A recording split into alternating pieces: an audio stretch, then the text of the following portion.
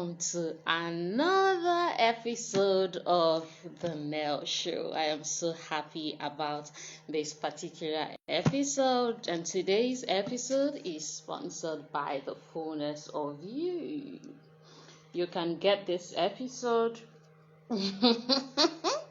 Yeah, you can get the episode. You can get the episode on YouTube, and then you can get a copy of your own book, The Fullness of You, via the link in the description. If you're watching this on YouTube, I am excited to have today's episode, but let's talk a bit about the fullness of you. If you're at a space where you are struggling to find your worth, your value, you probably came or grew up in a family where that was not even realized. Talk less about being affirmed.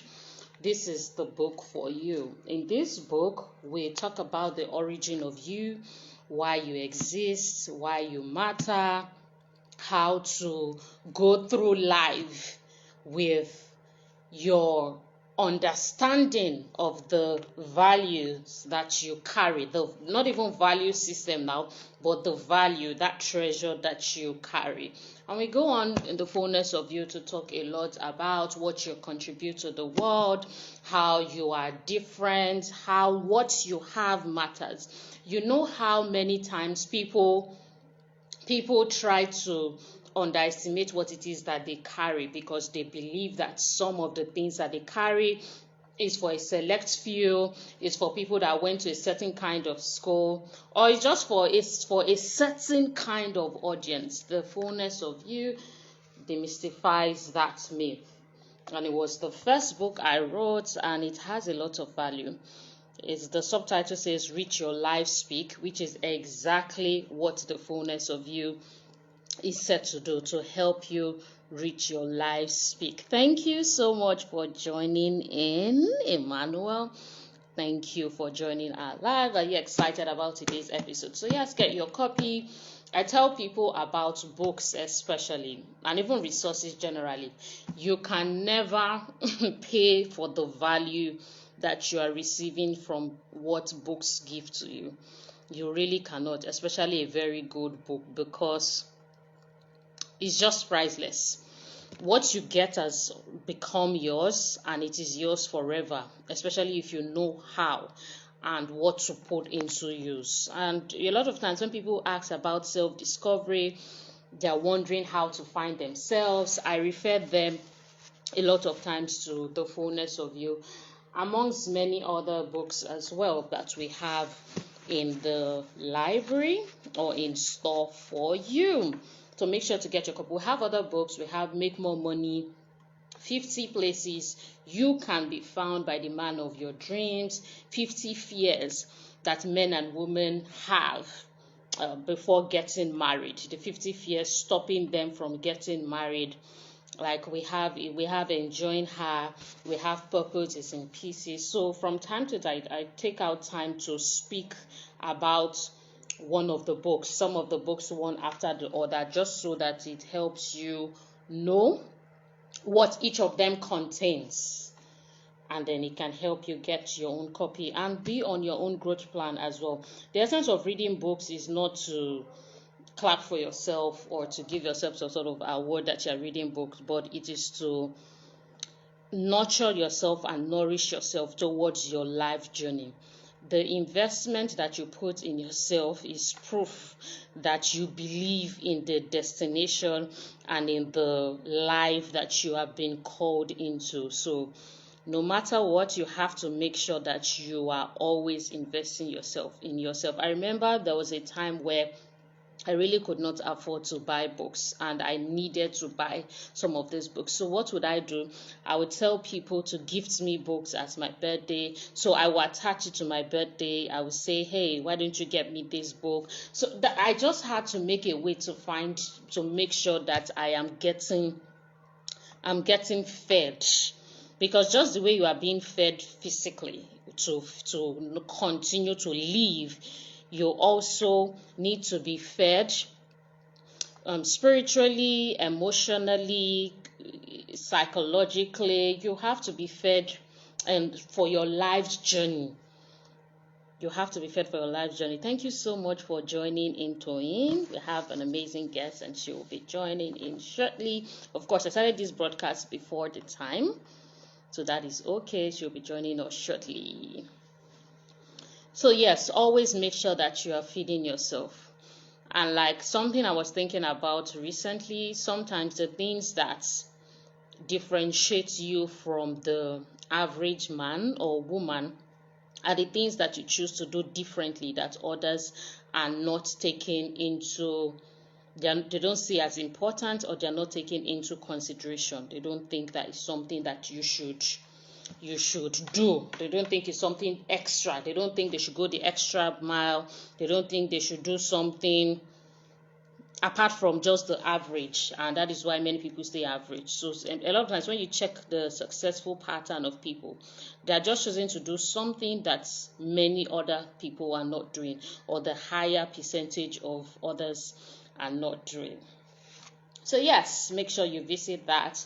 Do well to subscribe to this channel, share this video because it is already going to be value. So you can pause here and you can share the video, and do not forget to visit other videos as well. We have a lot of nourishing materials for you and more to come. You have to make sure that you visit other videos. Our podcast is in the works.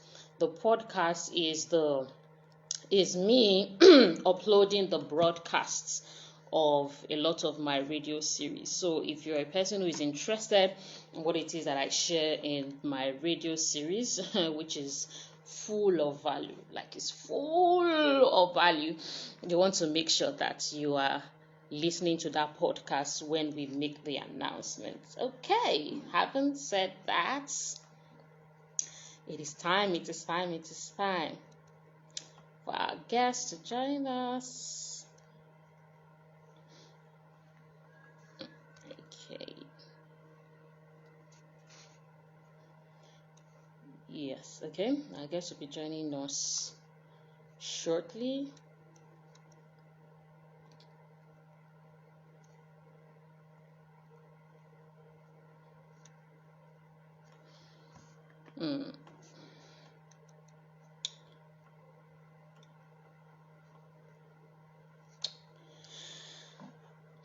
What are the importance of inspirational stories and interviews? One of the importance of them is that of these kind of conversations is that it helps you to see what is possible.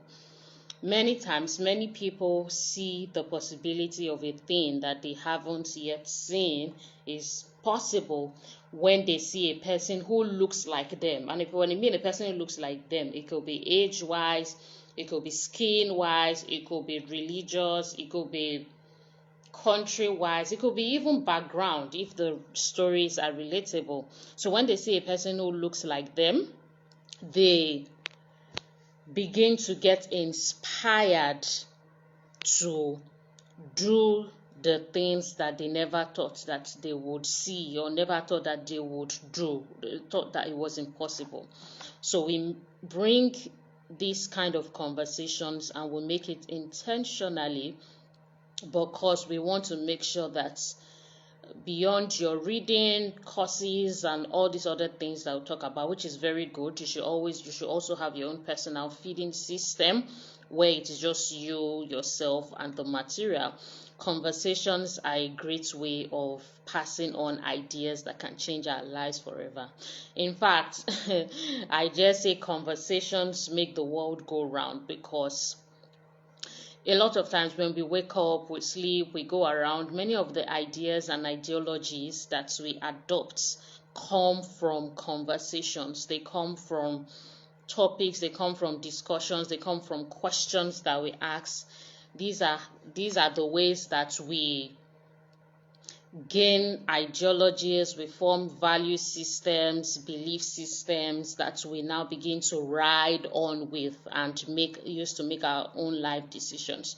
So anytime that the conversations have personally been very helpful to me, because it also helps you see the way the person thinks, and it helps you, why we started this behind the scenes series, it helps you find out things that social media will never put out for you if you don't ask. And you know what how they say it, if you don't ask now, if you don't ask questions, you're not going to get answers. You see what you seek.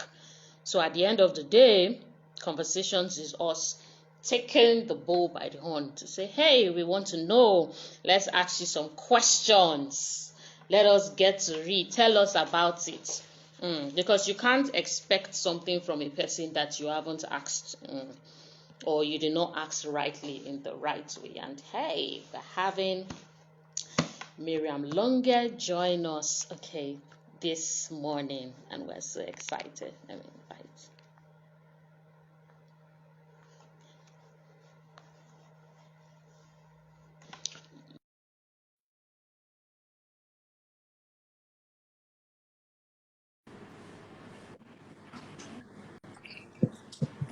Good morning, Mariam. Oh, something is blocking my. Okay. Hello. Good morning, Mariam. Hey, good morning. Thank you for choosing to do this. I am so happy. I'm happy. I woke up early today. Mariam is coming. Not like I don't wake up early for all my interviews, but today is just so special, and I thank you for choosing to do this, Mariam. And you look so beautiful. Well, oh, thank you so very much. Thank you. All right, so I'll just get to Miriam's bio and then we'll start out. Mariam Longe is a host on the biggest breakfast show on Nigerian television, Your View on TVC, where she speaks on socio-economic and political matters. A strong advocate for environmental conservation, protection, and sustainability, she is also a Save the Vultures and Wildlife ambassador for the Nigerian Conservation Foundation. This passion led her to write her very first book, Vultures to the Rescue, The Cleanup Crew, a beautiful illustrated children's book. This book targets young readers and introduces them to the concept of environmental conservation in words and images that are relatable to them. It specifically teaches them the role and importance of vultures in our environments. Mariam Longe is also an advocate for healthy living and the founder of Lifestyle with NEL, which is a coaching and mentoring program that encourages women and men to maintain a healthy lifestyle through diet and exercise. I must also add, she was recognized by the governor this year on International Women's Week as one of the 100 eco women doing great things and exploits. Thank you so much. Let me clap like your view. Who is this person she's talking about? Yes, Mela. Thank you. And like I was saying earlier on before you joined in, one of the reasons that we chose to bring you in is because you are a role model to the society in your own right and to the tribe that you have been sent to. So many times, which we'll get into that conversation as we go on, people see people's lives and they just assume that, she snapped a finger and then she got there. Or he snapped a finger and then she got there. So we started this series, behind the scenes series, for the person that we're going to bring in to share as much as they're comfortable with on how they got to where they are, so that we can be inspired and understand that life is a journey. All right, so we'll start with our first question, which is, what was growing up like for you? Wow. Okay, so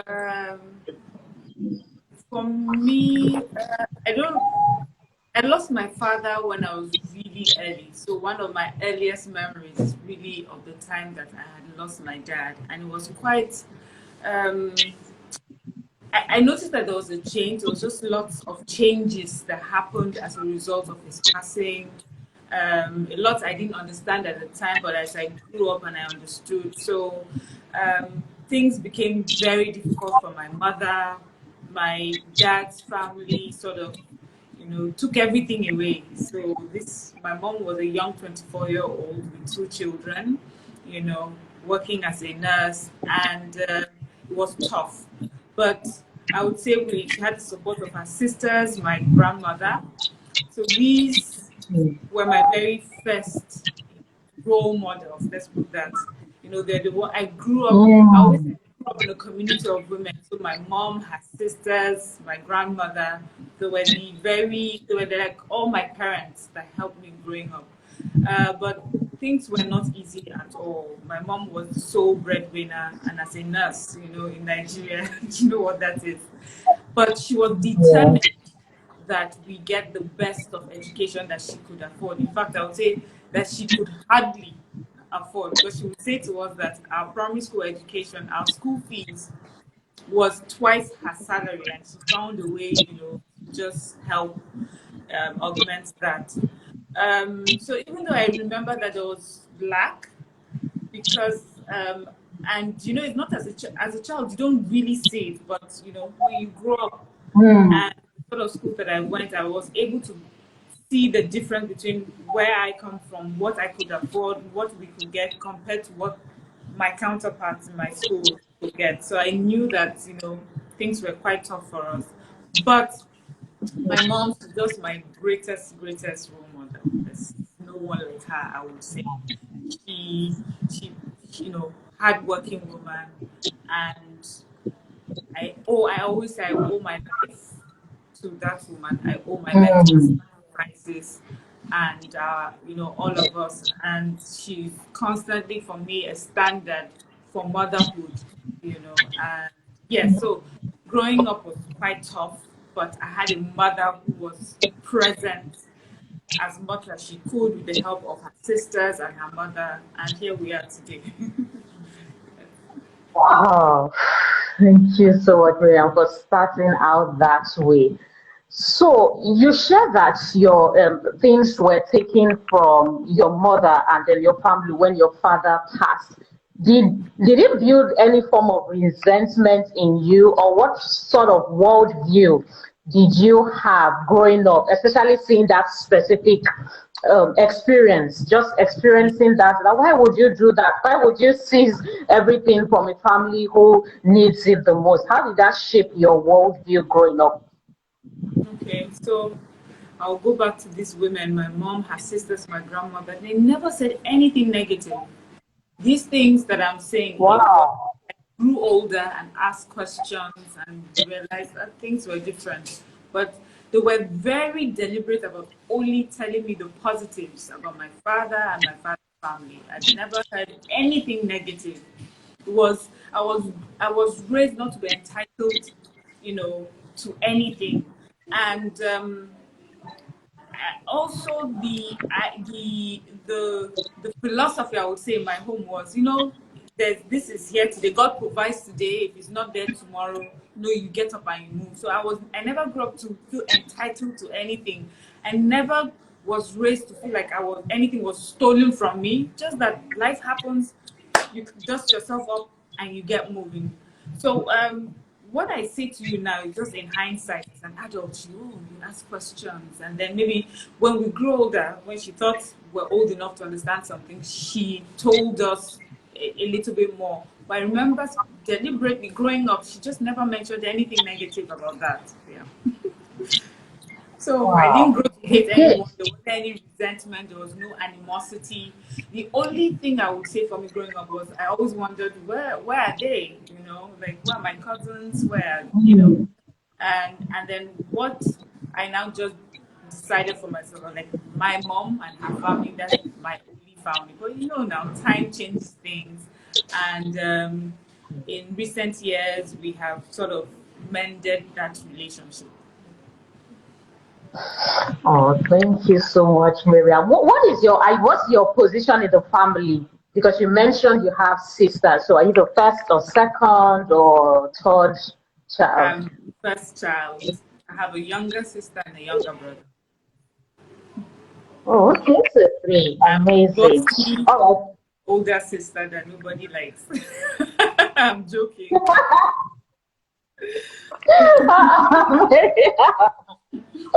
Okay. So, growing up, where did you grow up? What location in Nigeria did you grow up? Plateau State, just city, all my just peeps. I love growing up there. It was, that place is just the most amazing place, cool, quiet. But I need to tell you something. That place can get really cold, right? And during the Hamatan, your skin can get so dry. And I used to say to my mom then that I can't wait to grow up and live just because of that. But growing up there, Oh. it was such a, at the time we were growing up there, it was just such a lovely, peaceful place. But you know how Nigeria has become. Lots of things have happened since my growing up days. Um, but then we're hoping and praying that things turn around. But when we're much younger, we're just a lovely, lovely place to grow up. Okay, I heard you because I was checking through your page to find out, to learn a bit more about you before coming on this interview. You were saying somebody who grew up, you snapped a picture of somebody who grew up in Jos. Like, you guys are calm people, something like that. That's when you grew up in Jos, you're calm, that sort of thing. And I can Yeah, imagine compared to the average person. I'm telling you, Lagos is a what did you say, culture shock. Lagosians are different.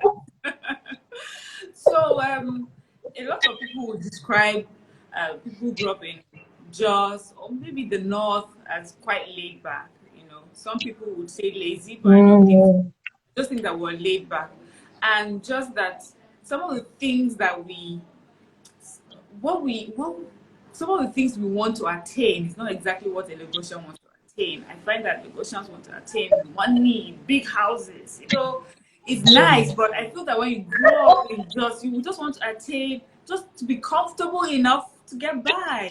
As long as your family is there, your friends are there, you're good. You don't want to be the one that owns the biggest house or own a private jet. You know, you just want to live your nice, quiet, comfortable life. Wake up in the morning, not too early, go to bed, not too late, you know, the children go off to school in a nice environment and you come back. But in Lagos, no, you have to have the biggest house, the biggest car, everything. You have to come out looking hot every day, dressed to the nines, you know. So it was, let me tell you this joke. I always say that when I first with my husband, when he would say to me, "Oh, someone lost, you know, maybe a parent or a spouse who are going for a funeral," me, my just way, I would tie my head tie and wear my clothes, looking, you know, sad. And then I will go and then I'll see Very that exactly. the bereaved is looking like a glamour queen. Like, it was shocking to With me. perfume to match. Oh, so you are meant to come in your best, you know, your Sunday best. You're not meant to come looking sober. So those are the things I had to learn here. Oh, it's so funny. We have not even started. I'm already laughing. Yes, so true. When I saw that, I was just laughing, and we'll get to that. That's why when I was writing, I was like, "Where I'm so calm," because compared to the grind, this part of the world is something else. Okay, so Mira, what were your childhood dreams growing up? Did you have any childhood dreams growing up, and what were they? If you could share with us. Oh, I had so many dreams. I had so many dreams. I know that I wanted to become a doctor. I wanted to become an astronaut. The astronaut. I wanted to become an astronaut for a very long time. Um, Wow. then, you know, I remember in secondary school, I just thought, who are the people that make like the most money? I'm tired of suffering. Oh, I want to be bankers. Bankers are really money. I was like, oh, good. I want to be a banker. So there's just so many things. But one thing I know that has remained constant is I have always loved television, right? And I would just imagine myself. I used to love watching Sesame Street. I love children content. Even as an adult, you know, some people used to look at me weird, like, what are you watching? You're watching Disney. So I What are just you always watching? loved children content on TV because I felt that it really played a huge role in my growing up. As I mentioned, my mom worked as a nurse. She worked very long hours, sometimes over the night, sometimes, and then during the day, like the whole day. So TV was like a major companion, TV and then books. And I found children content on TV just really engaging and captivating. So I've just always wanted to be on TV in one way or another. And then as I grew up, I used to watch a lot of talk shows. One that was popular when I was growing up was the Oprah Winfrey Show. And of course, I wanted to be an Oprah someday. So yes, those were the dreams. But how to make them, I don't know if I ever particularly dreamt of, I don't know if I particularly thought about how to move from dream to reality. I just had it as a dream, was at the back of my mind, and then as I grew older, trying to chase other things. So I never put it in my mind like, okay, what are the things I need to do to get on TV? I just never did that, and then here we are. Somehow God made it happen. Okay. Yes, I will come. We're coming to that. So now I want to learn about your teenage years to adulthood. How was it for you navigating those periods? And we would also like to know, as a follow up to that question, how you met your husband. But yeah, we start from teenage years to adulthood. Okay, I was very quiet, quite shy growing up. I hear that as a much younger child, talkative and very active. But the person that I remember growing up, and the way I was described a lot, was I was quiet, I was quite shy. I love to read and love to be by myself, have my books, and just get lost in that world of my imagination. Would I say I didn't have many friends. I did not see the need. As long as I had my books, for me that was fine. But I think I was friendly. I went to an all-girls school, St. Louis College, Jos. The girls there are sisters for life. As we say, our Gary drinking days together. So I wasn't the most sociable. I was not the one dancing during Lilith's days or debating during debate clubs. But I was the studiest one. At the end of the term, I was one of the students that would get prizes for doing very well in different subjects. Yeah, so I was mainly like the good girl, minded my business, read my book, that sort of person. Went off to university. I think in the university I started to shed a little bit of my shyness, grew more confident. Before you go on, what university did you go to? I went to ABU Zaria. So another thing that I think made me like I'm quite tall, really tall. And I used to get lots of criticism for my height. You're too tall, you're too tall. So that really affected my self-esteem growing up, and I used to want to hide myself, But in university, I found people who admired it. And yes, that also helped me. So I think in university, I started to shed that shyness a bit. Yeah, I went to university. I was affected a few times by strike. Yeah, I wanted to make a comment as you go on that you're also very beautiful. Like you're so beautiful. It's not how do I say hi? So how was it like with guys that of of course you share that up until you met your husband because you're so fine like Mariam. Yeah, if there was that kind of story. Thank you for saying that. But I did see myself as beautiful for many years. I think I started seeing myself after I had kids. Yeah, I just never thought. I've just never looked. So I've never looked at myself and thought, oh God, you're so beautiful. Look in the mirror. No, I just thought I was okay. Remember, I used to always hear you're too tall, you're too tall. So I just never looked beyond the fact that I was too tall. And my mom, growing up, just never talked about our physical looks. She always made it, when she would talk to us, when she would try to encourage us, she always talked about how, or describe other people that we should emulate, was always about the smart girls, the girls that read their books, the girls that did the right thing, So our physical looks were not something that was a topic of conversation in my house, and even outside my house was really, oh, you're too tall. So I never really paid attention to the way that I looked. I think it was after I had children and you have kids, you're so beautiful. Oh, okay, I am. Thank you. So I would say, so when you say you're so beautiful, I still have to. I'm still getting used to hearing that. Like, it's not what I would normally describe myself, but I've learned also that when you are given a compliment, you accept it and say thank you. Because what I would normally say, no, no, no, no, no, don't say that.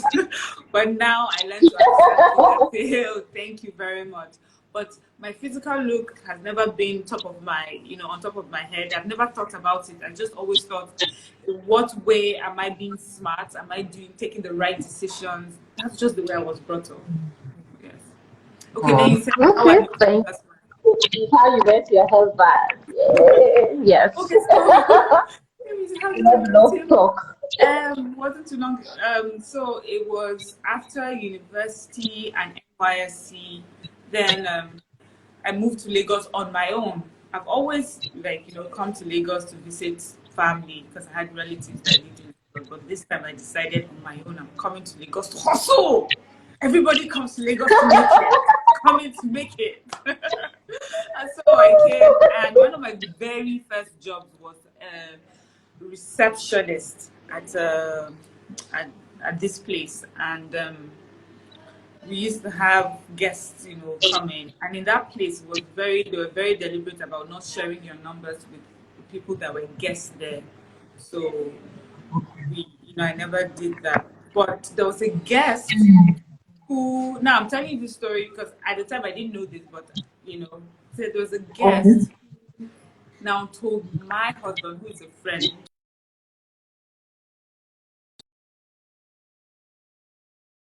perfect for you. At least that's what my husband said to me. I don't know if it was lying. And so he decided to come and check this girl out for himself. And when he came, we sat down, we just got talking. And I would never forget one time he was saying, at that time, he said something to me, and I said, no, something like, I don't do that. He says, you have always done it this way all your life. Do it a different way this time and see you may get a different result. No one had ever talked to me like that. My husband is a bit of I would say quite a motivational speaker, sort of, He just has this very uplifting voice to say to people. If you find yourself with him, he will say things, all of a sudden you feel like you can fly. So, I never had do something a different way, and you just never know. You may have a different outcome. And remember, this is me. I came to Lagos to hustle, and it wasn't the hustling wasn't quite okay enough. So I'm like, okay, let's do it a different way. And then he asked for my number. I said, I'm sorry, we're not allowed to give numbers to guests. He was like, I'm not a guest. I'm a friend of a guest. I said, okay, in that case, I will take your number. And so I took the number and, forgot about it. I just remember one day I was just quite bored, just going through my stuff, and I saw the number and I gave him a call. Wondering, hey, do you have time for lunch? And I was like, yes, and that's it.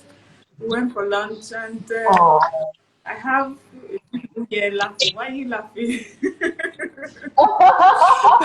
Because we love stories.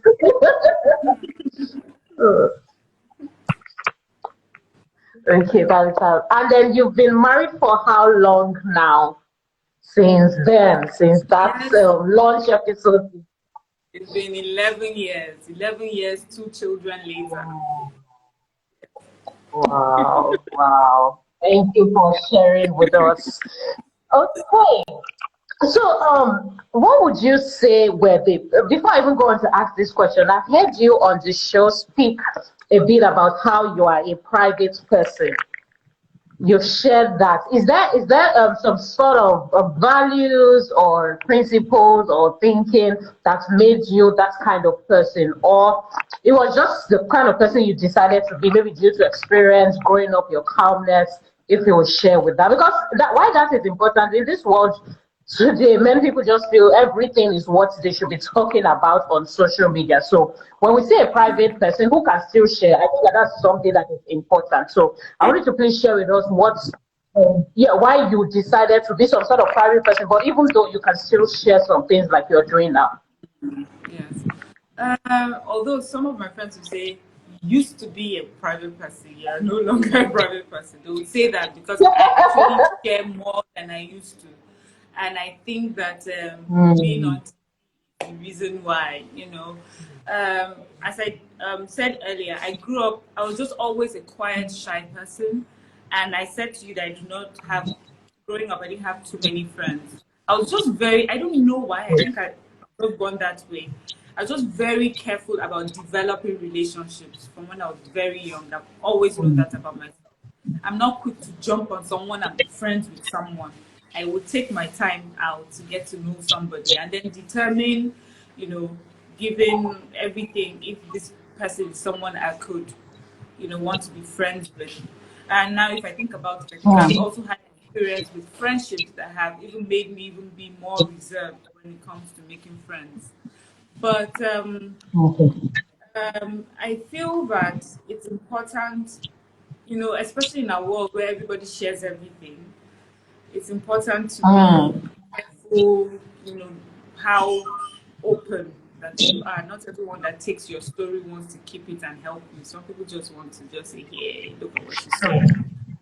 You know, that's scared to be with someone that you feel you can trust. Because for me, once you become my friend, you end up being a sister. I don't know how to do just a little bit of friendship. Once I decide, you know, that you know we can be friends, I will just open up completely to you. So I know that since I am that way, then I need to be careful the sort of person that I feel my most free around. All my friends are well known to my family members. They call up my mom, they know my siblings, you know, that's just the way I've always done friendship. But then I have very, very few friends. I started off being more private than I am now on the show, and so a lot of times when the other ladies would say things about their private life, it used to be so hard for me. Like how do I open up to millions of people that don't know me, that don't really matter, that don't really care about me, and tell them about my life? But being on the show now, going on 4 years, I feel that the viewers have almost become like family. I have people who say, because you opened up a little bit about this, it helped me do this. So, I'm like, okay, so my story is helping someone. So that makes it, so I'm not just being open for open's sake. I'm being open because someone somewhere is learning from it. And that was something I wish when I was growing up that I had, that there was someone's story that helped me. And I'm happy to be doing it for somebody today. Okay, thank you so much. So at the end of the day, there's a purpose to whatever it is you want to share at any point you're sharing. Thank you. Naomi is saying so true. Okay, Miriam, you don't talk, or well, maybe I haven't noticed, or it's possible that I haven't noticed that. So I'm not sure what religion you are, whether you're Christian, Muslim, or is that a decision to not maybe share publicly? Or well, if you could share with us as well. Because I was just like, I'm not sure. I know. Okay, anyways, let me allow you speak. You're right. So religion is not something I talk about. Like, oh, I'm a Christian, or because see, I grew up in. I'm a Christian. Yes, I go to church. I'm baptized. I grew up in the Catholic Church.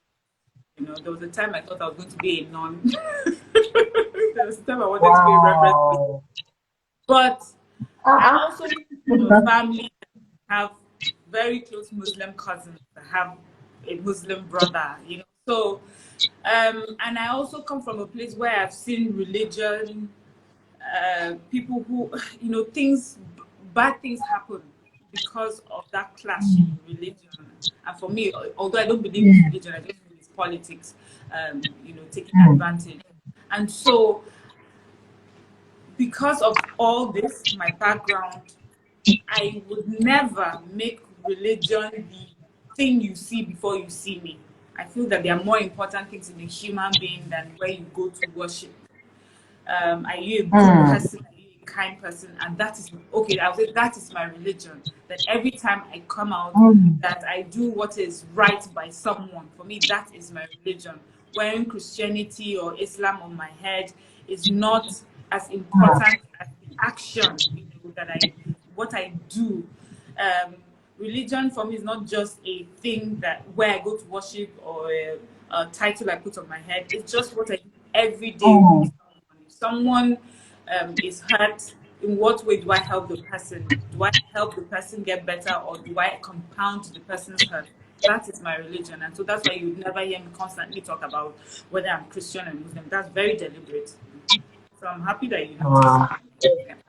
Yes, I did. When I was researching, I was like, I know that, okay, I will ask this question.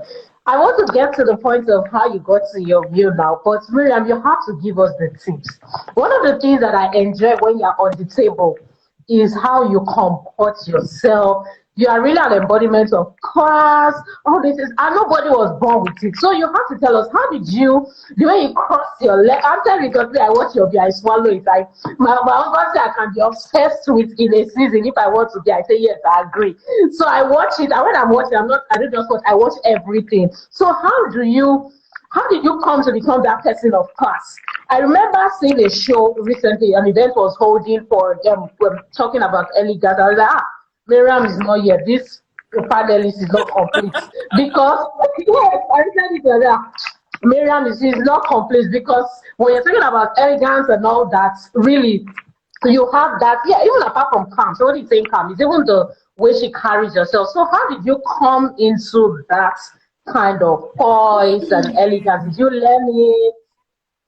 Did something happen that you say from now on I will be this kind of woman? Because yeah, I admire it so much. Oh, thank you so much. Thank you. To tell you the truth, it's something I hear people describe me as. Um, Especially, I hear the elegance, I hear calm. It's only the calm that I'm like, Mm. really? Am I calm? I don't want to be calm. I want to be ah. But I think I've always been that way. Because even in my house, they would say things like that to Mm. me. My mom would be like, they, I never just deliberately behave that way, but I just know that even as a child, they would describe me as being maybe the way I carry myself was a bit different. Also, secondly, I Mm. also went to an all-girls school. I mentioned the school that I went to, St. We College, Jos, and at the my school was, I mean, there were seniors that carried themselves like ladies. We're taught to Mm. carry ourselves like ladies. I feel that also played a huge part. Of course, there are some people that didn't get that if they didn't feel like it. But for me, I was Mm. attracted to that sort of way, how Mm. you your cutlery in the dining. Our seniors were just, there was just the way they carried themselves. You just wanted to, they look nice and you just wanted to look that way as well. Um, my mom too encouraged it. My mom too is that way. So I think I was just surrounded by people who are that way. And you know what? For so long I didn't even think I was doing something that was different because I was surrounded by that. So when Mm. people now say saying, "Oh, you're calm, the way you carry yourself," I was like, "Isn't that the way everybody carries themselves?" But I now see that there's a difference. And the calmness, like, you know, I used to always think I was not calm. I used to feel like my voice is loud. So sometimes when I hear myself, I'm like, but I was shouting here. Why is my voice not loud? I thought I was, I thought I was. So it's not, I'm not deliberately trying to be calm in my voice, but I guess it comes out that way. But lastly, I also learned very early that in a chaotic situation, there has to be someone that douses the fire. We cannot all be screaming, we cannot all be shouting. And I have found myself in many situations where I've doused the fire, and I'll thank for it later. Like, thank God you were there and you did that. And oh, okay, so this is a good thing to do. And so I try to make sure that where there's chaos, where there's fighting, if I'm there, I just make sure everybody is calm, everybody, you know, we we let the fire out Mhm. and then handle it calmly going forward. Mhm. Is that the same thing that you also bring to the table as well, where there's heated arguments and you are able to still communicate calmly, even though very deeply, you're still able to communicate calmly? Is it the same thing you shared now? Because I wrote it Mm. as part of the thing that I wanted to ask you. So at Well, this show, the answer is very. right, on the show, I'm just really just being myself. Maybe I've done it for so many years. I don't think about it when I do it. So it's not like I'm thinking, oh, now Mm. everywhere is Mariam, now be your calmness. No, I'm not thinking that. I'm just being myself, you know. So, but it may just be that I've done it for so many years. It has become a part of me. I don't even know when I'm doing it. I have heard people say, "Oh, even though you know was charged, she still made her points in a calm way." Like, I didn't mean to make it in a calm way. I hope I was telling them in my toughest way, but yes. So it's not deliberate, but yes, over many years, this is the sort of person I like to be. I prefer being this sort of person. And times where I found myself not being calm or taken over by emotions, I tend to regret it. So I prefer it when I, you know, have a cool head and then pass my message across.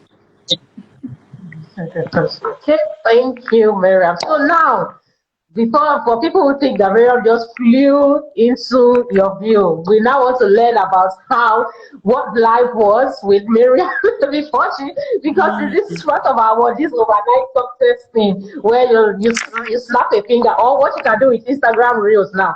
You are in this country and then you just put one leg out into the next country. It's not like Instagram Reels. So life is not like Instagram Reels, and Miriam will be sharing a bit with us. So Miriam, what were you doing? First of all, you already shared a bit that you're a receptionist when you first came to Lagos. So what were the other things you were doing apart from that, or if that was the job you kept? Then how did this YOURVIEW thing even come about? Did that Brian called you? You went for an audition. How did that come about? So let's start with what you were doing first. So I've done since the receptionist job. I moved to an oil servicing company. From there, I moved to a bank. I worked with pensions company. You know, so I have done different things, and on the side, I try to also do different businesses. I've done souvenir businesses, corporate branding. You know, these are things I did over time. Things I would do alongside my job. And there were times I was in between jobs. I didn't have a job. I would find a business to do. And then I got pregnant with my first child, and it was a tough one. So for many, every time I talk about pregnancy and I see women who are pregnant and still go to work, I just want to, just acknowledge these strong women, because for me, my pregnancy was so tough. I couldn't even work when I was pregnant. All the symptoms they say a pregnant woman would go through, all the symptoms. So for me, I would throw up from the moment I'm pregnant till I had the child. So I would have that morning sickness. For me, it was beyond morning. I always had saliva, itchy. When I go out in the sun, I'll be itchy. So just so many things combined, And I would say I'm so grateful for the man that I married that was understanding of it. I've seen women that have had to work in spite of some of these things that I was experiencing, that they were experiencing, but they had to. But I was blessed, and I would say privileged, that I was able to stay at home during this period and not work, and still, God bless us that we're able to provide for me and for the babies that came. So during that time, when I was babies, I was not working in a proper corporate environment. So what I'll do is I'll do like little businesses. Oh, they're selling this one, buy it and sell. Just things back and forth. Yeah. And I'd had my second child, and then I was doing corporate branding, And I remember this particular day, one of my aunties called me and said, like, this show, YOURVIEW, is doing auditions for a new co-host. I see you there. Really? Yeah, right. Wow.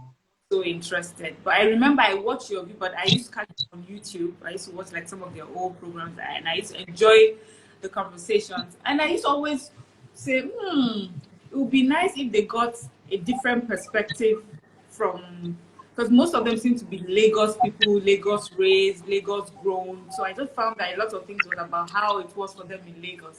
I used to feel that it would be nice if someone from a whole different background, could join the conversation sometime. But I just never thought, join YOURVIEW. So it was not on my mind. Even when she mentioned it, it even really clicked to me was that same show I used to watch on YOURVIEW that she was speaking of. And I think she called me twice or three times. One time she was so upset. She was like, if you don't want to do it, in my mind, I was like, Okay, so the very last day that we're meant to send in the audition, I did a video. So it was supposed to be a 1-minute video saying, I'm sure it's somewhere on my Instagram page, saying why you should be on your view. And the audition was also that if you know you're bold and beautiful, and I was like, no, I'm not bold, I'm not even beautiful. Why do I want to be? But you know, so I just did the 1-minute video, and I remember how did you do the video? You didn't even do any makeup. You just packed your head. I was like, I didn't know I was made. I thought they wanted to see my natural self. Anyways, the video, and I was surprised when people started commenting, "Oh, Mariam, this will be perfect for you. We see you." You know, people that I went to school with, they're like, "We've always seen you in this way. We cannot wait for when you be on TV." I'm like, "Oh, really?" So people actually see that this is something I can do. You know, I didn't even know. Anyways, then they called me. I was picked as one of those that made the first round. So the first round was the video auditions. I don't know what the criteria they used was, but I would tell you one thing, my video was not the most viewed. I saw so many others so many times. Mine wasn't. I don't know exactly why. A few people said, okay, maybe because you grew up in Jos, you have a different background. Maybe that was what helped. So I'm just saying all this just for someone out there who may feel, oh, I'm not bold, I'm not beautiful, I'm not this. Sometimes just step forward. Just do it. You just never know what it is that they are going to use to pick you. Such a good example. If I could do it, you can do it. I am a good example of that. And so when we were called and we went for that audition, there were so many people there, and it was not one day audition. So the number of people that were there that one day, there was another day that the same number of people. So there were so many people there. And I remember when they called me, I was sitting down beside someone who had worked with NTA, who had a lot of experience as a journalist, being on TV. For me, I just felt I'm here just for the numbers, sir. Because look at this one, and I'll never forget with my sister who also pointed out someone to me. She's like, ah, that's my pastor's daughter. She preaches in church sometimes. She's so confident. I'm like, me. And I'm just sitting in the house listening to children. I'm so shy. I hardly say anything. I've never been on any form of TV before. I'm here with this sort of people.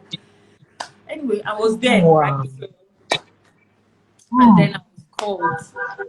Then I was asked to sit. Mariah was right there in front with some producers and other staff. It was quite intimidating. There was lights and everything. And he started interviewing me. And, you know, I just spoke.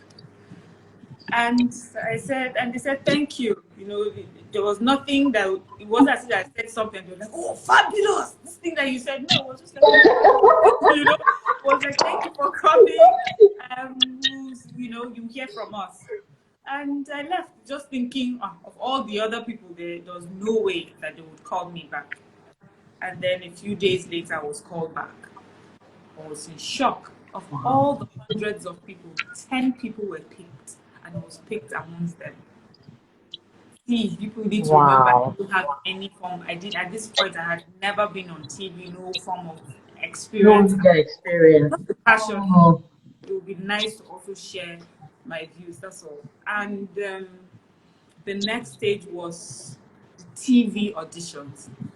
As we all know, your view is live, so there's no practice, there's no, yeah.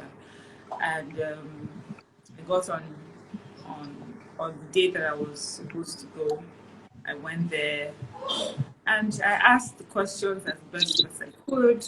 I felt I could have done more, but I was shaking.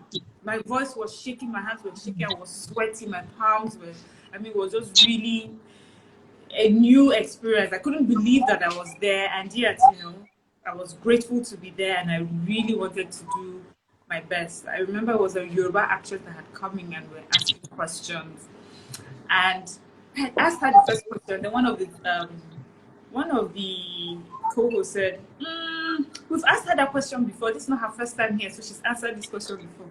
I asked the second one, and she said the same thing. I was like, oh my God, What's happening? So then the third time I asked the question, I said, I'm sure you probably have answered this many times before, but for myself, I would like to know. And I feel, I sort of owned that question and made it my own.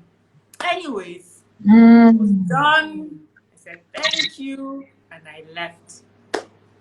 And I left, thinking, okay, if I was able to make the 10, maybe this time they'll call me back. But I think it was before Christmas, or was it after Christmas? They sent me a message saying, "Was sorry, you didn't make the cut."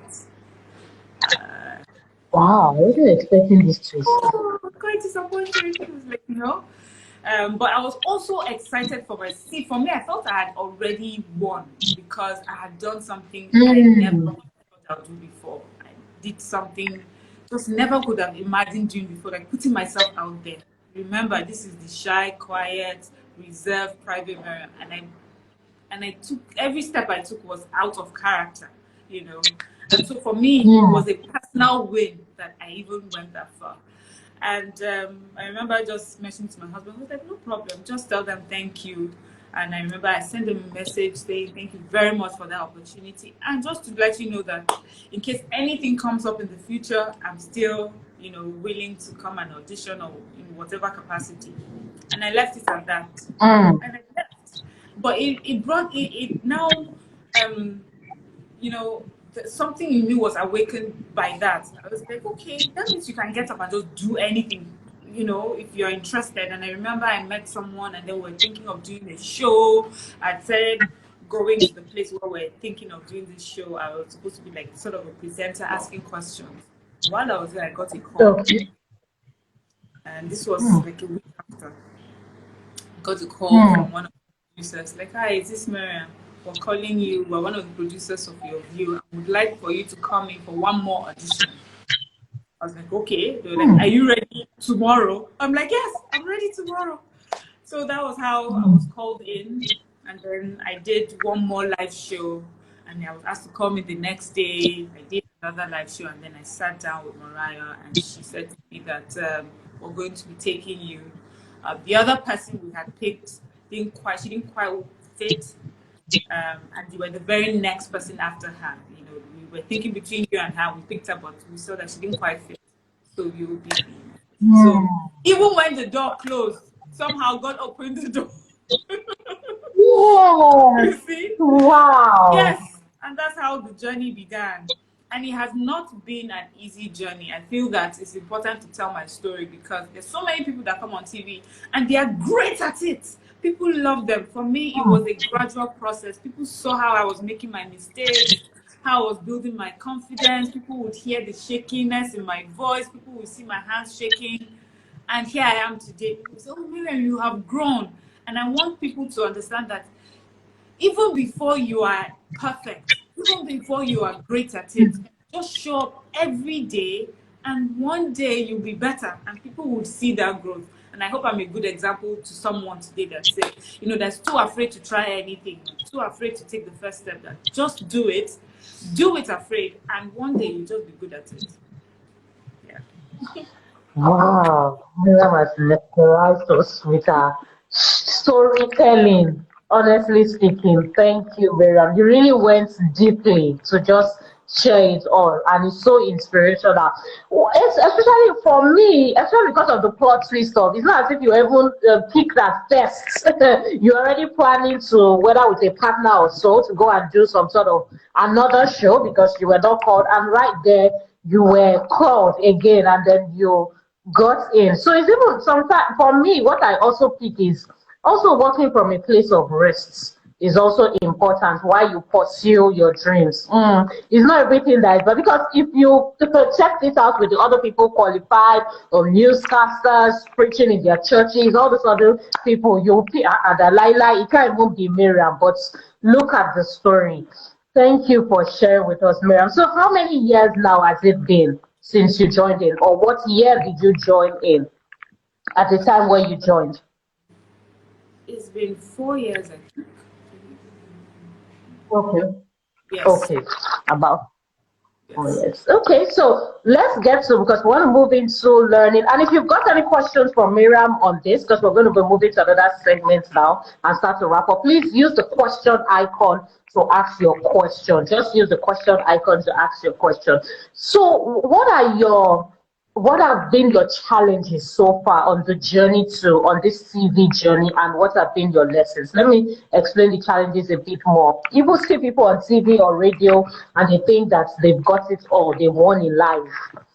They don't have private challenges, they don't have anything, they can't go wrong. So what are some challenges that you want, whether CV wise, maybe due to a view that you shared, or it could be anything, challenges that you've gone through, and also victories. Let's not the only challenges we're talking about, victories and lessons regarding your view. Then we'll move to your plans, vultures, and all. Yes, I like that. Okay. Challenges, I would say again, is the fact that I was quite inexperienced when I started TV. And so I made some mistakes. Mm, And you make the mistakes on TV in front of millions of people. And some people mm, mm. find their criticism. I'm like, that's the dumbest thing I've ever heard. Who put this very dumb person on TV? I've never, So the criticisms were harsh. There was the Mm. social media trolling too, and I had to learn to, they say thick skin. You just need to learn to just, Mm. that it falls off your shoulder, dust it off, and move on, and keep your eye on the goal. So that there was that. Um, um, I get it to today, which is some anxiety and panic, and and this happens usually. Just have the pressure to make sure that you deliver, and that panic anxiety takes over. I've seen a few of our guests who have come and say, please, I have this issue where I get a little panicky, and I'm the one to say, don't worry, it's okay, you've got this. Okay. And Mm. rub their hands, because I've been there before, and it would have been nice if there was someone who understood where I was coming from and just rubbed my hand. So that was just on a personal level. Then being on Your View, one, being that it's a live show. Secondly, there are some things that just happen, and you're meant to just come with have opinions off the cuff.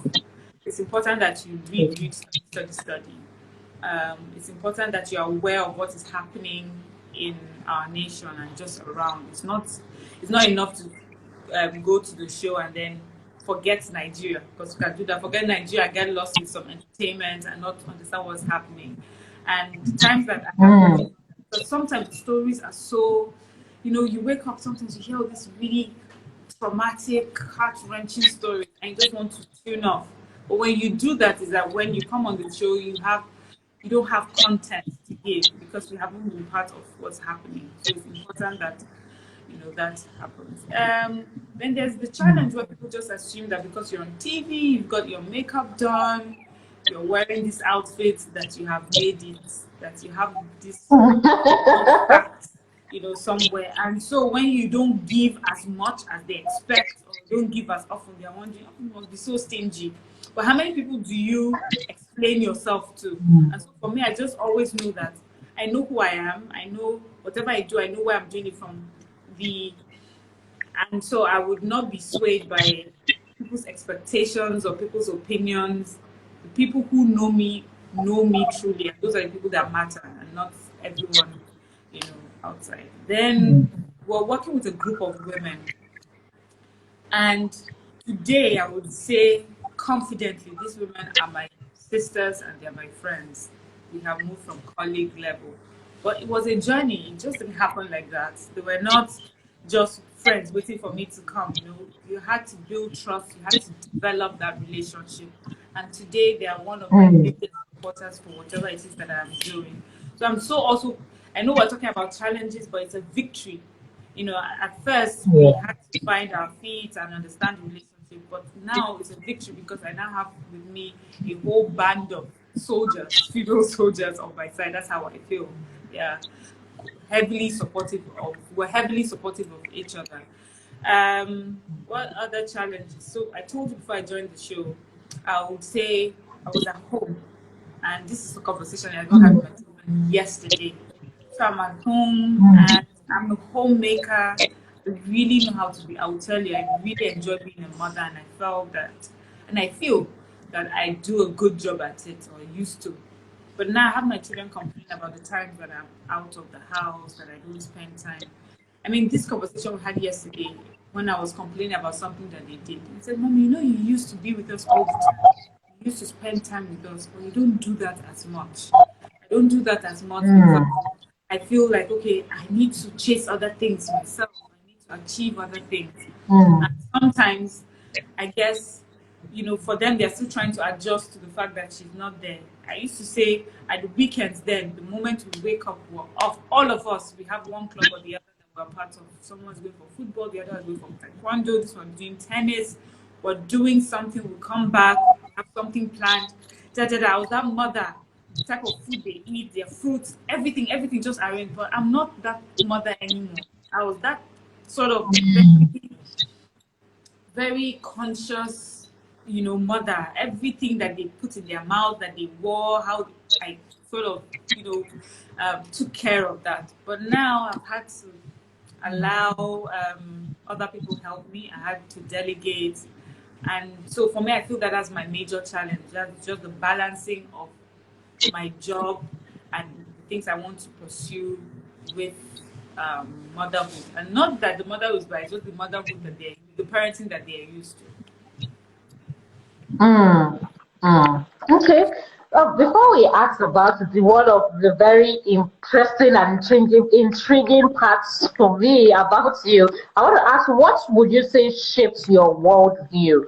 The perception or the thinking, the perspective you give to matters, whether generally, not even apart from the show, what would you say shape your worldview, your value system? Do you have some sort of feeding system or some sort of book? There's a particular guy that I see that you usually post on your story.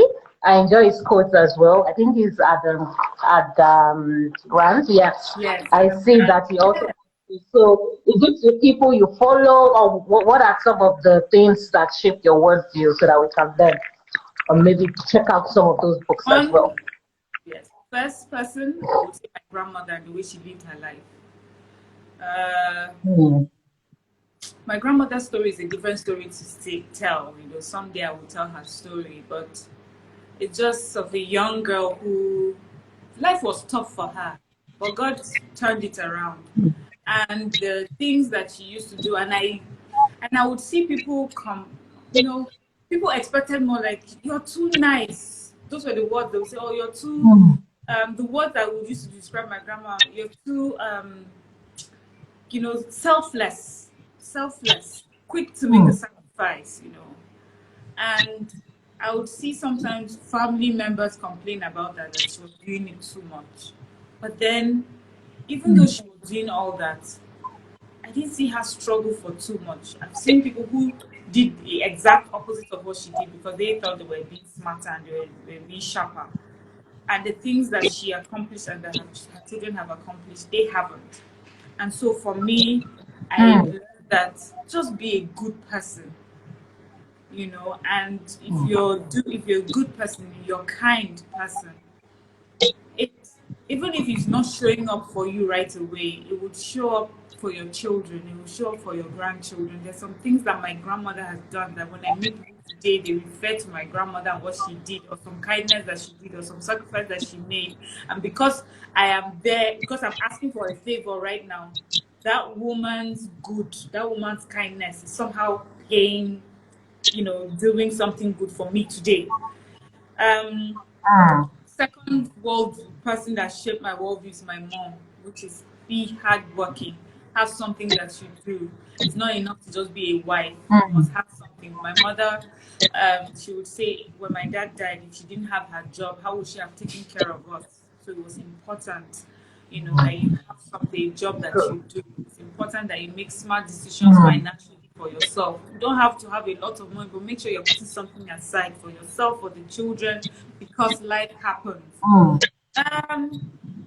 Generally, I said to you, I'm not really big on saying, oh, I'm a Christian, I'm a Muslim. It's more about the sort of person that you are. And it's the thing I've learned from my family. They are big on kindness. They are big on being good to somebody else. And they believe so much. And if you're good to one person, it multiplies. And if you're bad, it also multiplies. If you hurt someone deliberately, it would somehow get back at you. If it's not you, it can be someone in your family, somebody in the future. If you do good, it multiplies, and even the nation, would reap from that goodness. So those are the things that shape my worldview. Like the Adam Grant that you say, his quotes, for me, I feel like he puts eloquently in words things I would like to express, but can't express as eloquently as he does. He understands the importance of the human character. He understands that whatever we do is a seed that germinates tomorrow for the next generation. It's not. I'm not. I'm not calling anyone out, but life is not really about acquiring material things and acquiring them and being the one that owns all these material things just so that you can show it. If you're acquiring it so you can help someone else, so you can build your nation, so you can employ people, so you can provide, but if it's just to have it and then be boastful, then that's not what life is about. So those are the things. For me, kindness, I have some people that make this comment, they always laugh. They say if Mariam does not say kindness in her a sentence, she has not spoken yet. For me, because I have seen how it works. My husband, I describe him as a kind man. And so, sometimes on the show when we talk about relationships, I always say, when you are in a relationship with a kind person, even when it's going bad, it would be done in a decent way, not in a way that you hurt each other. So, if you're a kind mother, there's a way you would see about parenting your children. If you're a kind friend, there's a way that relationship would blossom because of the kindness. Even when things are going bad, it's still within decency and, the fact that you understand this other person is a human as well. So kindness is important to me, and working hard is important to me. And just acquiring things is not, it's not something that appeals to me. But if I'm acquiring it to be helpful, if I'm doing something today and I'm getting praise because somehow it reflects in another person's life in a positive way, then that makes me happy.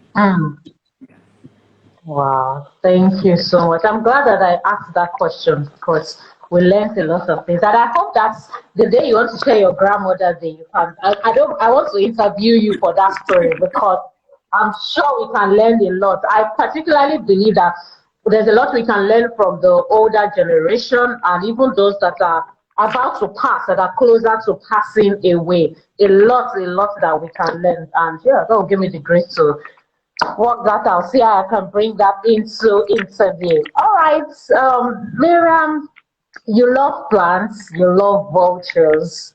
How did that even start in this Gragra Lagos? How can that? For me, it's so fascinating because I'm wondering that, like in the midst of the many things that many people talk about that is important, this is important because it's shared with us. I'm just wondering, how did Miriam start with her own interests?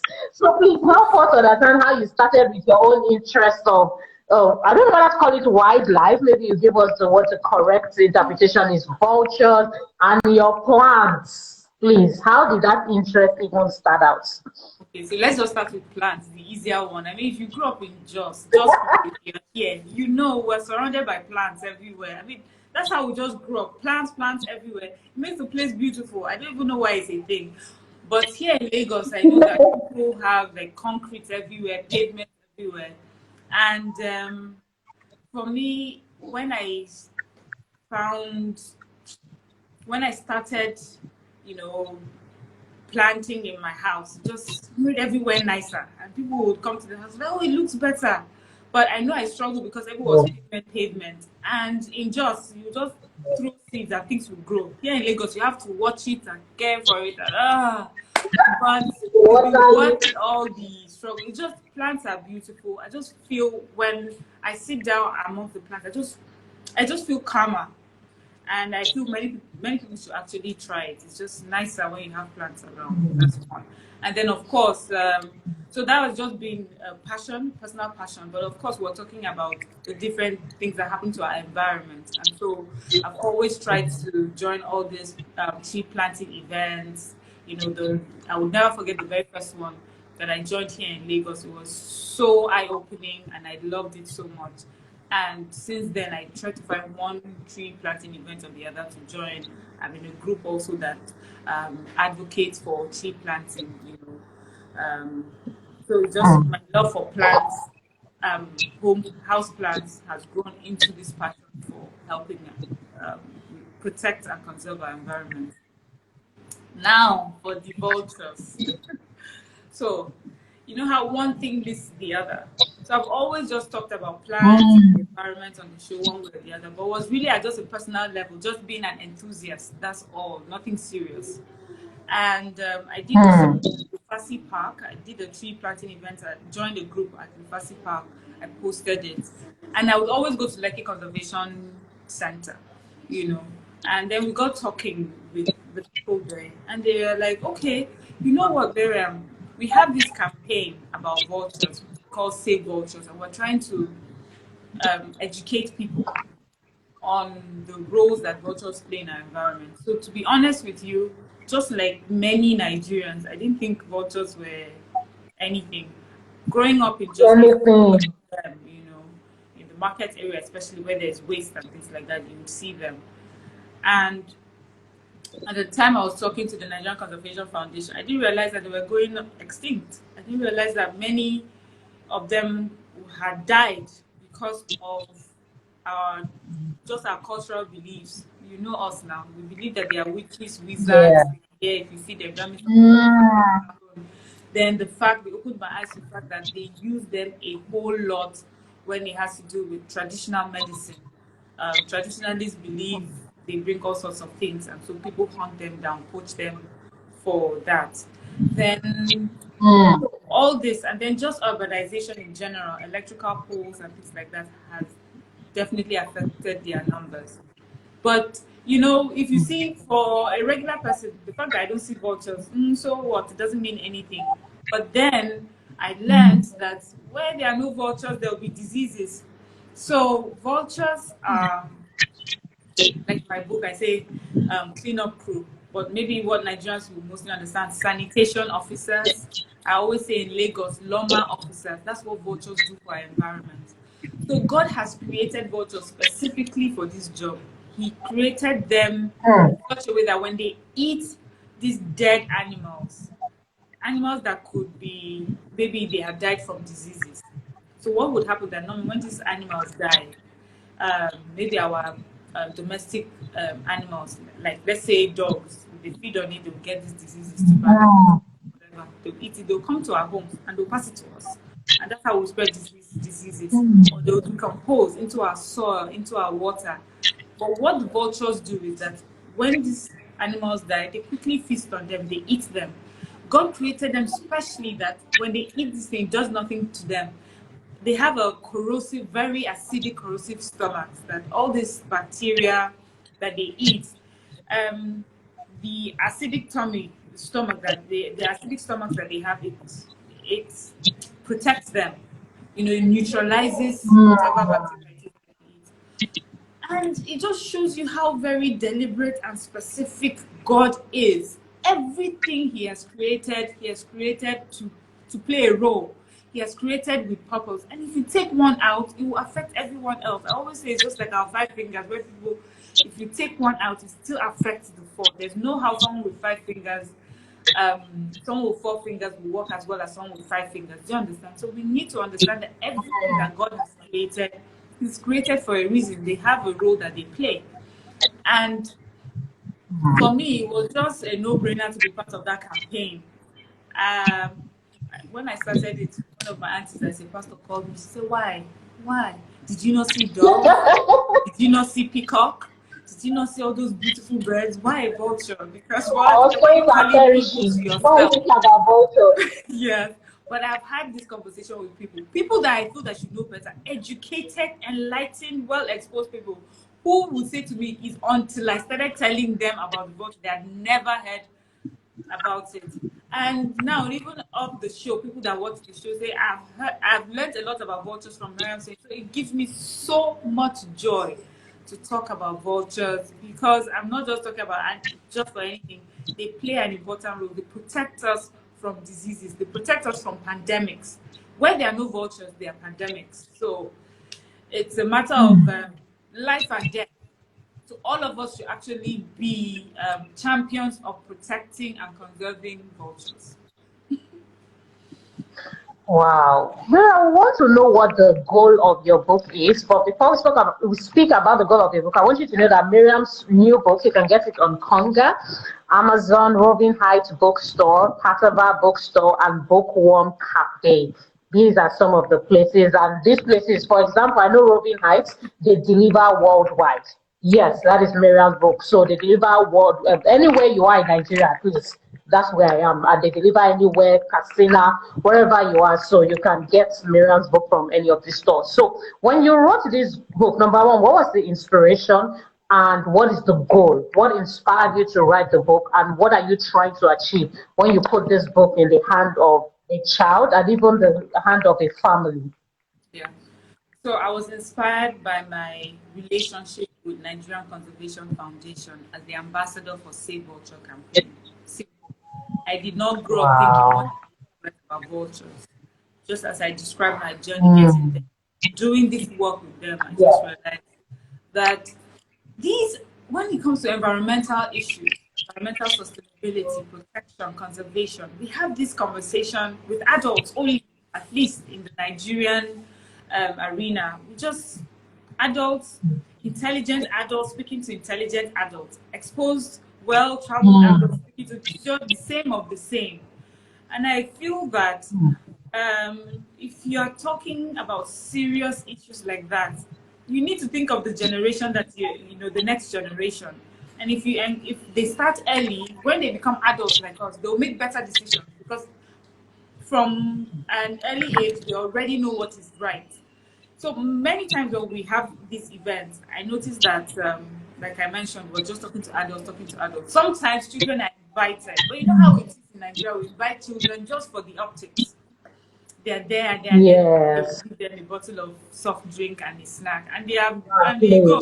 Because when we're talking, we're really talking above their heads. They're just looking at us. And I thought, we have to include the children. Remember also, you know how God works. I told you that as a child, TV, children content had always been a passion of mine. So I thought I have to, you know, find a way to include children in this conversation. I want, when I'm talking about environment, that children have something to say. When we include religion, Christianity, Islam, we involve the children so early that we see children who are prayer warriors. We see children who are, you know, who can read the Bible, who can explain and express the word of God, because we start them early. Environment is an important conversation to have. It's an important issue that we're dealing with as a planet, and then we're not involving them.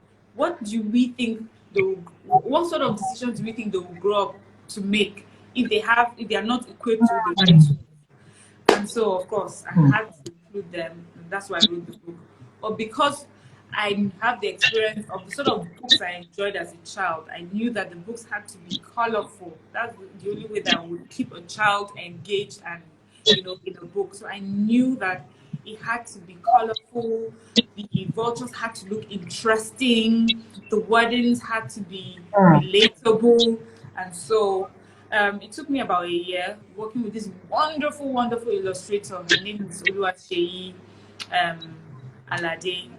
Amazing artist. She just understood, you know, I would describe it in my head how I wanted this vulture to look. The expression, she just got it. We walked back and forth. And it was during the lockdown we did this. So we didn't get to even see physically throughout the process. And we came up with it. We both knew that the colors had to be. And I must say to you, I'm so proud of this book. I'm so proud of look at my vultures. Look at how cute they look. Yeah. And I did not take anything away from the real vultures. It's not like, oh, she made them look different from real vultures. They look like real vultures, but then you see them for exactly, you know, what they are. They are colorful. Not all vultures are black. Some of them are brown. Some of them are gray. Some of them are white. They have different colors, pink, blue, you know, and they do they do such important jobs. We should not just throw them away. God loves them just like you and I. So yes. So now, having written the book, of course, it's one thing to write the book, an idea is another thing to see how this idea come to life. And I have to tell you that I am so humbled by the reviews that I'm getting, that children love this book. Like, parents will come, my child loved this book. My child couldn't put it down. My child is telling me about conservation and vultures, things I didn't know about because they read the book. It's so educative, it's so enlightening, even for adults, you know. And for me, this has even surpassed all my dreams. I just hope it was a book that, you know, parents will be able to read to their children, but children are actually grabbing this book and they're saying, not only do we love the colors, we love the message. And, you know, I get some videos I post on my social media and they say, now I know what vultures are there for. Now, so what I hope I'm doing is a whole new generation of children who don't look at vultures and think evil bird, bad seeing vultures and they're like, that's the cleanup crew. That's the bird that helps to keep our environment clean. My work is done. I love that. Wow. Yes. Wow, I'm really happy. I'm really, because me myself, I'm also learning a lot from what you said. Checking through your page again, I saw people really commenting as advocates on one of the posts. Something, when you write the next one and things like that. So that shows that there was that gap. It's just that nobody was feeling it. Because when you hear about environmental talks, when people talk about it abroad, people just think, oh, it's just a nice to have. That person where they'll talk finish, right? Going to talk about that. But no, you're bringing the conversation that is not that kind of mentality. Let's bring it to, let's think about it as something that is as important as us eating. And I'm grateful. Thank you so much, Mariam. Okay, well, I'm just add one okay, thing. you want to ask a question? I just want to add one thing. Please. So yes, so it's one thing, as I said, to write the book and parents are able to buy it. But another thing that I am hoping for and I'm pushing for, and thankfully it's happening in a small way, is that I want this book. I want every Nigerian child to have this book, to have access to this book. I always say that in Nigeria, when we have conversations or plans about how we want our nation to grow, we forget the almost 80% of Nigerians that, because of socioeconomic, differences, do not have access to some resources, proper education. So here I am. Many of the children that can get this book are in good schools or are going to school. Their parents are able to buy it for them. But then we have a number of Nigerian children who may not be able to afford it, would never hear of it or have access to it. So I'm hoping, with well-meaning Nigerians, with organizations, corporations, that we can buy these books so that I can hand them over to schools, like public schools, for free. I have had almost bought 500 copies of the book. Nigerian Conservation Foundation, 100 copies. I've had individuals who have bought 150, people are buying it, so we can give them out to those who cannot afford it. Because if just 20% of Nigerian children are educated on this, and they become adults tomorrow, and they want to make important decisions on environment, what are the remaining 80% going to tell them? They're going to tell them, you're talking crazy, we don't know what you're saying. This is new to us. But we have to make sure that this education is for all Nigerians and all Nigerian children, so that all Nigerians can make better decisions for the whole of Nigeria. So anyone that is willing to help, 1 book, 2 books, 10 books, a public school beside you think that they need. Someone sent me a message saying that they bought it for a group of children in church. Thank you so very much. I really just want all our children to be educated and be aware of environmental conservation, environmental protection, environmental sustainability issues that we're dealing with, and then be front runners when it comes to plans, decisions, and conversations on it. Mayor, what is the price so that you can have an idea who wants to donate? And do they, for those who want to donate now, not buy in bulk and all that, do they come to your DM, or how do they reach out for those sort of people who want to do that kind of package? Okay. So the books are 3,000 naira. And Okay. you want to, that's if you're buying it on Konga, if you're buying it from the bookstores that you had mentioned earlier, that's Roving Heights, um, Mm. um, Bookworm Cafe, Patabah Books, you get them at Yes. the price That's point. what I was saying. And then on Amazon, a lot of people in diaspora are buying them off Amazon. Then if Mm. you want to donate, you want to buy in bulk, if you go on my social media page, my contact is there. Okay. So there's an email, you can send me an Okay. email, and that's it. And then we can have this conversation. And then I can give you in bulk what you need. Send it to you. Okay, okay.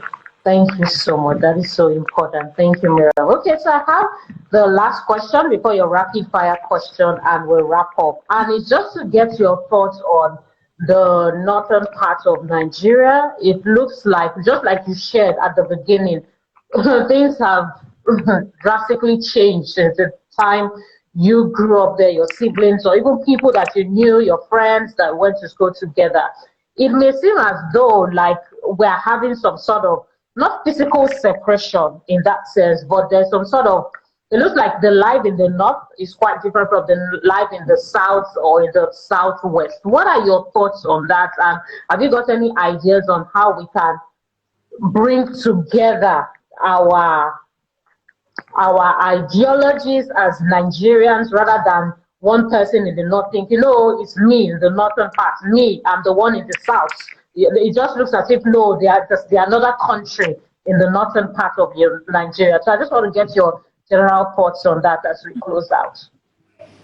Okay, so I'll start by saying this, that first of all, wherever wherever you are from Nigeria, from the north, south, middle belt, southwest, south, all the different zones that we have divided ourselves into. There's one thing I know: Mm. all Nigerians just want peace. All Nigerians, wherever they are, they want to do their business, carry out their business in peace. All Nigerians want security.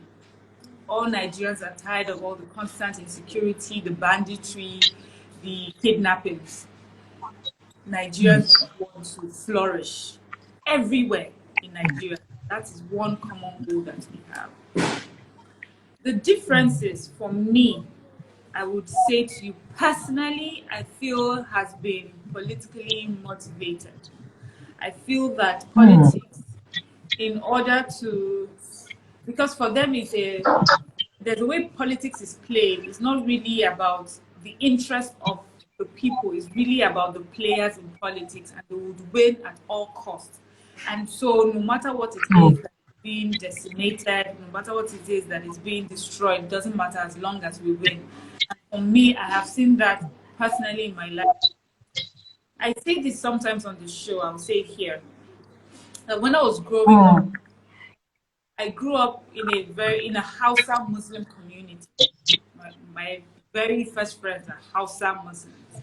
And I never just knew the difference, just that I knew that sometimes they would go to their Arabic school. And me too, I'll cover myself up and follow them, and come back. And when it's Christmas time, we share food. When it's Salah time, we're in and out of each other's homes. But then I noticed years by, especially when I now started getting to secondary school, I would hear my grandmother and some of her friends talking about a new wave of people who were constantly bringing division. Oh, we don't eat Christian food because it's not good for us, because it is unacceptable. Or some Christians, we don't relate with Muslims because they're, different from us. Oh, God is actually not the same God as ours. And Mm.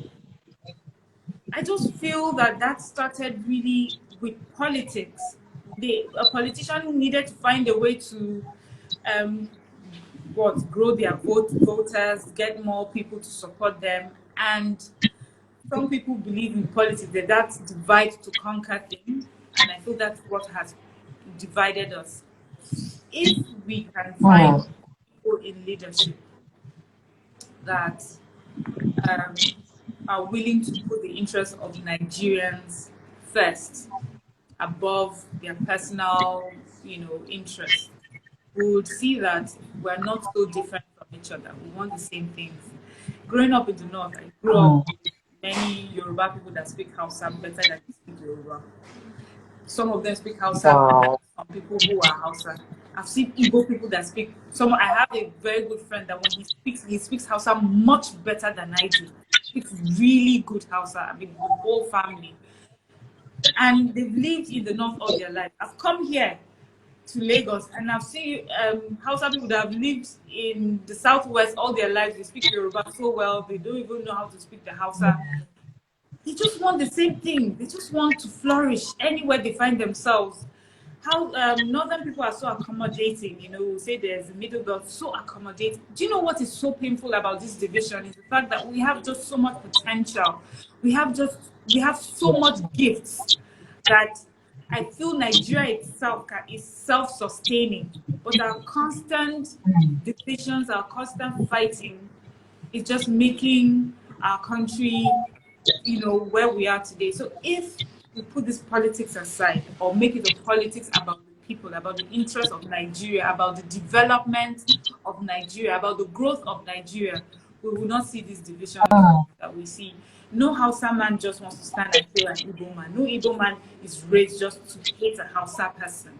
It is, nobody was born like that. These are things that we put in each other's ears. We're teaching our children bad, teaching our children bad ideology. As individuals, start to change the message, and our government does the right thing as well. In the systems, then we'll see a different Nigeria. We're not so different. We're not so different. Thank you so much, Mariam. That is a very great food for thought. Thank God this replay will be available so that we can just watch again. Thank you, Mariam. Okay, so the rules of rapid fire question, which is we'll finish in about 3 minutes or less, is that you have to answer the questions in 30 seconds or less. Okay. So you can't overthink the answers. So we'll start with, what is your favorite color? Green. What is your favorite food? I don't know. I'm not a foodie. I don't eat when I'm hungry. Okay, what are you allergic to? Chloroquine. What is your best movie? I didn't get that. Your best movie, if you have. Okay, let's try this one. Okay, Perova. What is your best book? What's my best book? Vultures to the Rescue, the cleanup crew. I knew that's what Perova was going to say. Okay, you already shared with us that you were born in Jos. If you were not born in Nigeria, what other country would you have liked to be born into? Oh, France. Bonjour. Okay, gold or silver? Gold. Black or white? White. Yellow or pink? Pink. That's tough. What is one favorite thing about your husband? Oh, he's the best man on earth. Okay, one favorite thing. His positivity. He's a positive-minded person. Okay. Okay. What is your favorite attire to wear? White shirt and jeans. Wow, okay. What is your favorite thing to do? Read. What do you like to do for fun? Sleep. Now that I have children and I'm mother, I just want to sleep. Oh, okay. Small chops or jollof rice? Small chops, because there's meat in there. I like meat. I like meat. Okay. Fruits or vegetables? Fruits. Okay. Would you rather take a train or a ship? Would you A take a train, no, I train beg. or would you Train go by be water? on the ground. Okay. Would you rather take, or which one do you prefer taking, the bus or an airplane? Bus on the ground again. On the ground. Okay. Let's see. Writing or speaking? Writing, definitely. Okay. Okay. Rain or sunshine? Aww. Oh my God, I can't choose. Both. You know, there are some days that it's raining and the Wow. sun is shining. Those days. Nice, nice. Okay. How do you like learning? Audio or visual? How do you like learning? Visual. Yeah, okay. A day at the beach or a day in one of your favorite restaurants? Beach. Yeah. Okay. If you have a magical wand, what is one thing, you could only change one thing, what is one thing you would like to see change in Nigeria? Peace. Just stop the Hmm. insecurity. Yes. Okay. Before I ask you the final question, which is what do you want to be remembered for? That's the final question. Could you share with us, well, as briefly as possible, what lifestyle with Miriam is about and why you started it? Okay, Ask so the final. lifestyle with ML started because of my own journey through weight gain and then finding, um, I'm struggling to lose the weight. And I tried so many things, some of them were unhealthy. And then I found a coach who took me through the journey and process of a rich, nutrient dense diet, to and exercise to lose weight and to maintain it for life. And I did it for myself. I didn't want to do it as something like I'm doing right now, but I was encouraged by a lot of people who say, "Oh, please, we're inspired by you and on your journey. We've seen how you lost the weight over time. Could you help us as well?"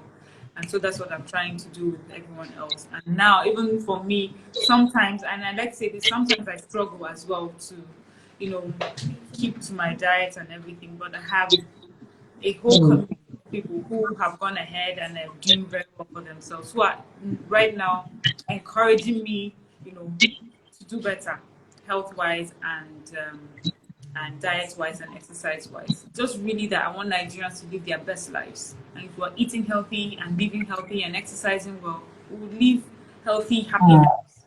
That's what it's about. Okay. Thank you so much, Miriam. What do you want to be remembered for? That I was the person that I did it even when I wasn't sure. I did it even when I was afraid. I did it even when, I was criticized, but I just kept on. And I just hope that my own story would encourage someone right now who's afraid to start anything just because they're afraid. I've been there, I know how it can be. But one step at a time, and you get to, whatever your goal is.